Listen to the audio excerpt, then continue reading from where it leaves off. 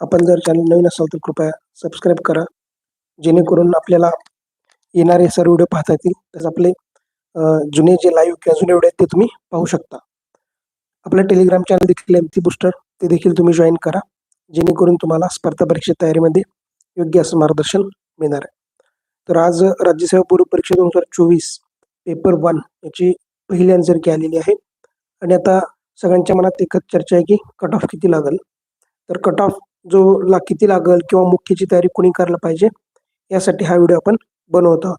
आणि हा व्हिडिओ बनवायच्या म्हणजे सुरुवातीलाच सांगतो की कट ऑफ बद्दल आपण बोलूया, नंबर पण बोलूया, कोणी तयारी करायला पाहिजे मुख्यची. पण एक गोष्ट सांगतो की कट ऑफ जो असतो ना, तो तंतोतंत कट ऑफ कोणीच प्रिडिक्ट करू शकत नाही. त्यामुळं आपण जो कट ऑफ सांगेल त्यापेक्षा कमी मार्क असणारी मुलं असतील त्यांनी काही डिमोरलाइज होऊ नका. त्याच्या थोडेसे आसपास मार्क असतील तरी तुम्ही तयारी करू शकता. पण एक सांगतो की खरोखर कोणी नाही गेस करू शकत. आणि अजून एक की कट ऑफ जे मार्क सांगतात मुलं ते नेहमीच खरे असतात असं पण नाही. खरोखर म्हणजे मी माझ्या पूर्ण अनुभवावरून सांगतो. विशेषतः टेलिग्राम पोलवरती जे मार्क येतात त्याला तरी गृहीत धरू नका, कारण कधीच टेलिग्रामच्या मार्कचा कट ऑफ लागत नाही, एक लक्षात घ्या. टेलिग्रामवरती मागच्या 2-3 वर्षात मी पाहायचो की कट ऑफचे मार्क जर बघितले, म्हणजे समजा आयोग 12-15 पट मुलं घेतं आणि टेलिग्रामचे जे मार्क टाकतात तर त्यातले मार्क जे असतात ना, उदाहरण घ्या की मागच्या वेळेस 108 कट ऑफ लागला, समजा 108 कट ऑफ लागला, तर टेलिग्रामच्या मार्कावरनं कट ऑफ वाटायचा 116 लागतो का 118 लागतो का त्याच्यात जास्त जातो, पण ऍक्च्युअल लागला किती 108. तर ही पहिली गोष्ट की उगाच कट ऑफचा जो काही आकडे पाहून घाबरू नका. त्यानंतर अजून एक की जे मार्क येत आहेत त्याचा खरेपणा म्हणजे काय. अनेकदा असं होतं की लोक खरं सांगतात, परंतु सांगताना फायनल कीने माझे एवढे वाढू शकतात म्हणून ते प्लस करून सांगू शकतो, किंवा 2-4 मार्क मुद्दाम वाढवून सुद्धा सांगू शकतो. कमी पण काही लोक सांगू शकतात, हे पण लक्षात घ्या. तर हे काही असे फॅक्टर्स आहेत की जे आपल्याला लक्षात घेतले पाहिजे. त्यानंतर मी पहिलाच मुद्दा अजून एक सांगतो की कोणीच नाही सांगू शकत खरोखर कट ऑफ किती येईल. त्यामुळं एक जनरल आयडिया हवी की मेन्सची तयारी करायला हवी का नको, म्हणून हा व्हिडिओ आपण बनवत आहोत. पण कट ऑफची गॅरंटी नाही. त्यामुळं आता आपण काही टेक्निकल गोष्टी बघू की कट ऑफ नेमका कुठल्या कुठल्या मुद्द्यावरती अवलंबून असेल. तर त्याच्यासाठी आपल्याला बघावं लागेल की मागच्या वेळेस जो कट ऑफ लागला साधारण 108 का काय, तो बघूया आपण डिटेलमध्ये. तर त्यावेळेसच्या पोस्ट किती होत्या, आता किती पोस्ट आहेत. आणि अजून एक महत्त्वाची गोष्ट, पोस्ट कमी आहेत ओपन मेलला असं एक सध्या एक सूर आहे, पण मला त्यात थोडंसं तथ्य वाटत नाही का, ते पण आपण डिटेलमध्ये बघूया. आता 2023ला बघा, नंबर ऑफ पोस्ट ज्या होत्या ओपन मेलला पोस्ट 84 होत्या. साधारण 300 जागाची जाहिरात होती 2023ची, आणि ओपन मेलच्या जागा होत्या 84. ईडब्ल्यूएस मेल म्हणजे इकॉनॉमिक विकर सेक्शन जो आहे, आर्थिकदृष्ट्या मागास घटक, त्यांच्या जागा होत्या 19, मेलच्या 19 होत्या. आणि ओबीसी अदर बॅकवर्ड क्लास जे त्यांच्या जागा 37 होत्या. हे 2023चं बघतो आपण. ओपन मेल 84, ईडब्ल्यूएस 19 आणि ओबीसी 37. आता किती जागा आहेत बघूया आपण.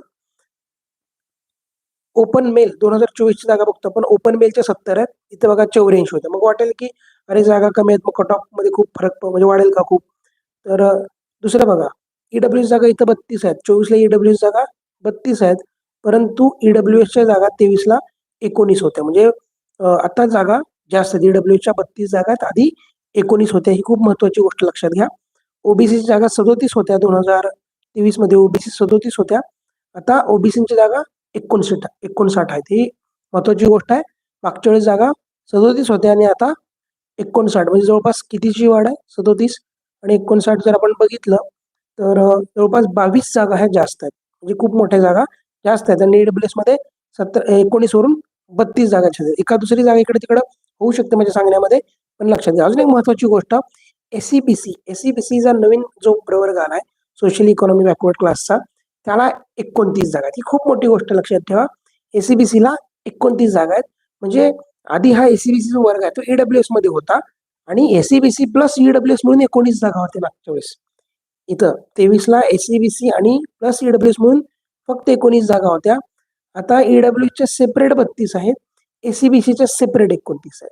त्यामुळं एक लक्षात घ्या की थोडेफार मार्क इकडे तिकडे असतील तर डिमोरलाइज व्हायचं कारण नाहीये. प्रत्येक प्रवर्गाला जागा थोड्याशा इथं वेगळ्या असताना दिसत आहेत.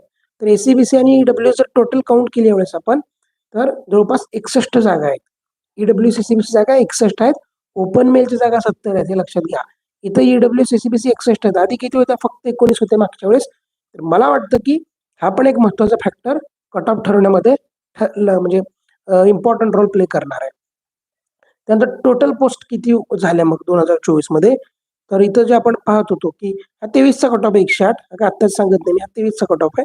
2023 मध्ये 140 जागा होत्या टोटल मेलसाठी जागा. टोटल मेलसाठी म्हणजे ओपन मेल असेल, EWS मेल, OBC मेल, हे टोटल का घेतलं? तर साधारण जो कट ऑफ लागला ना मागच्या वेळेस 108, तो सगळ्याचा सारखाच होता. EWS 108 होता, ओपनचा पण 108 होता, OBCचा पण 108 होता. मेलसाठी त्यांच्या प्रवर्गातल्या मेलसाठी 108च होता. आणि आता जर 24चे जर आपण पाहिलं, मागच्या वेळेस 140 जागा टोटल, आता 190 जागा आहेत. म्हणजे 50हून अधिक जागा जवळपास वाढलेल्या आहेत. तर ही गोष्ट मॅटर करणार. त्याबरोबर मग आपण पाहिलं की खरे स्कोर, सेकंड की वगैरे. अजून एक गोष्ट लक्षात घ्या, याच्यामध्ये 26 सीओच्या जागा वाढणार आहेत. 2024 मध्ये 26 सीओच्या सुद्धा जागा वाढणार आहेत आणि इतर पण जागा वाढण्याची शक्यता आपण नाकारू शकत नाही. तर हा जागांचा मुद्दा होता. मग आता कट ऑफ किंवा मेन्सचा अभ्यास कुणी करायला पाहिजे, हा जो आपला पहिला प्रश्न होता. तर त्याच्याकडे जर बघायला गेलं आपण, तर मला असं वाटतं की जागांची संख्याची इथं जे प्रवर्गाला दिसते वेगवेगळ्या, EWS 32, 29, 59, ओपन 70 आणि अजून एक आता 24च्या पेपरबद्दल पण बोललं पाहिजे आपण, कारण आयोगाचा ट्रेंड असा दिसतोय, जुने आपण रिझल्ट काढून बघितले, 600 जागा होत्या 2022ला. मग कट ऑफ किती लागला? 100च्या खाली आला का? नाही. 2022ला 600 जागा असून 100च्या आत गेला नाही. 2023ला 600च्या निम्म्याच जागा झाल्या, 300 जागा झाल्या, तरी कट ऑफ काही म्हणून काही 110, 120च्या पुढे गेला का? तसा पण नाही गेला. कट ऑफ तिथेच कुठेतरी मेंटेन राहिलेला आहे. आणि मला असं वाटतं, परंतु हे वेगवेगळे प्रवर्ग थोडेफार भूमिका प्ले करतील. आणि पेपरचं स्वरूप जे आहे, आत्ता जो 24चा जो प्रीचा पेपर झाला, तर तो खूप फॅक्च्युअल पेपर होता. अनेकांचं 2-2 ऑप्शनमध्ये खूपदा कन्फ्युजन झालं. काही लोकांना काही सेक्शनमध्ये खूप चांगले मार्क आले. करंटचा ज्यांनी खूप चांगला अभ्यास केला होता, तिथे पेपर चांगला सोडवला, त्यांना 10हून अधिक मार्क आलेले आहेत. घटना ज्यांची स्ट्रॉंग होती, त्यांना सुद्धा मार्क आलेले आहेत. हे का बोलतो? तर ह्या सगळ्या गोष्टी कट ऑफ ठरवण्याला एक महत्त्वाची भूमिका प्ले करतात. भूगोलचं आहे. भूगोलचे काही क्वेश्चन अवघड होते, परंतु बेसिक क्वेश्चन त्यांची बेसिकवर कमांड होती, त्यांना ते आलेले आहेत.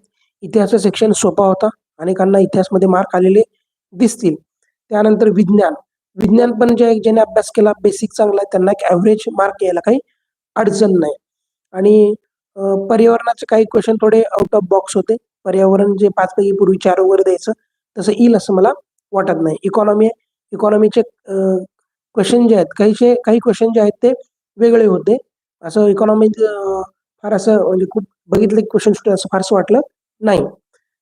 त्यामुळं आणि अजून एक आयोगाने जी की दिली आहे, त्यात काही आन्सर चुकीचे दिसतात. 2-3 क्वेश्चन तरी थेट असं वाटतं की बदलायला हवेत. त्याचबरोबर मध्ये क्लासेसच्या की आल्या, तेव्हा जे काही मुलांनी संशोधन केलं पेपरवरती आणि सांगितलं की ह्या ऑप्शन चुकीचा, तो चुकीचा, हे असं आहे, तसं आहे. तर त्याच्यामुळे सुद्धा काही क्वेश्चनवरती फरक पडू शकतो. हे सगळ्या गोष्टी जेव्हा आपण डोक्यात घेतो, तेव्हा मला असं वाटतं की ज्यांना पण हे हे अजून एकदा सांगतो, मी सांगतो तो आकडा, त्याच्या मागे जरी तुम्हाला मार्क असतील थोडेफार, तरी पण मेन्स करायलाच पाहिजे आणि पुढे जरी असतील तर काही डाऊटच नाही. कारण का? तर तुम्ही आत्ताच डिमोरलाइज झाला आणि अभ्यास नाही केला आणि कट ऑफ कमी लागला, ही शेवटची एक मेन्स आहे आपल्याला पोस्ट म्हणून संधी देणार, हे खूप महत्त्वाचं सांगतो मी. तर अभ्यास केला पाहिजे. मला वाटतं 105 साधारण मार्क ज्यांना असतील, +-2 पण म्हणू शकतो आपण, कारण पुढे काय होईल माहित नाही. कट ऑफ कुणीच आपल्याकडे काही सुपर कॉम्प्युटर नाही आहे तंतोतंत खरा सांगणारा. काही लोक म्हणतील की एवढा कसं काय कमी लागल, 110-15 मार्क असणारे मुलं भरपूर आहेत. कमेंटमध्ये तुम्हाला अनेक असे मार्क दिसतील, परंतु तुम्ही जुने पण कट ऑफचे व्हिडिओ काढून बघा, मागच्या 2-4 वर्षाचे. कमेंटमध्ये मार्क बघा, मुलं किती सांगत होते आणि कट ऑफ किती लागला. हे माझं पर्सनल मत आहे. काही लोकांना ते पटेल, नाही पटेल.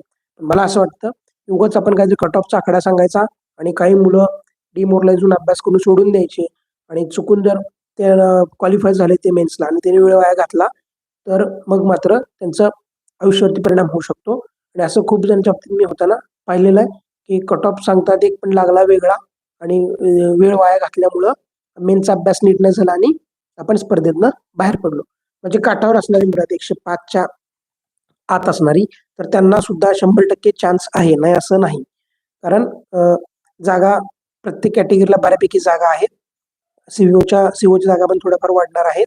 परत फायनल मध्ये पण मार्क वाढण्याची शक्यता आहे, ती नाकारता येत नाही. त्यामुळे अभ्यास करत राहिलं पाहिजे. आणि त्याचबरोबर कंबाईनचे पूर्व जे आहे त्याचा पण अभ्यास चालू केला पाहिजे आणि ज्यांना वाटतं की आता आपल्याला मार्क आहेत पुरेसे, तर त्यांनी फुल मेन्सचा अभ्यास केला तरी हरकत नाही. परंतु कंबाईनचा फॉर्म भरला असेल तर कंबाईन प्लस मेन दोन्ही केलं चांगलं राहील.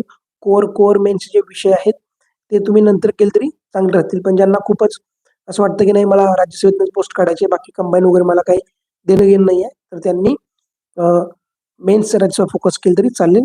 तर मला वाटलं ते मी तुम्हाला आता सांगितलं. तर वेळ वाया न घालवता तुम्हाला जे काही करायचं आहे, मेन्स करा वाटले मेन्स करा, कंबाईन प्री फोकस करू वाटले कंबाईन प्री वरती पण फोकस करा. कारण कंबाईनमध्ये पण जे काही म्हणजे आता वेळ उरला आहे तो 1 महिन्यापेक्षा कमी आहे कंबाईन प्रीला. तर दोन्हीचा तुम्ही अभ्यास करू शकता आणि काही करून आपलं एम आहे पोस्ट मिळवायचं. तुम्हाला सगळ्यांना पोस्ट मिळवण्यासाठी शुभेच्छा. तुम्हाला जर आपला व्हिडिओ आवडला तर लाईक करा आणि आपल्या चॅनलला शेअर करा.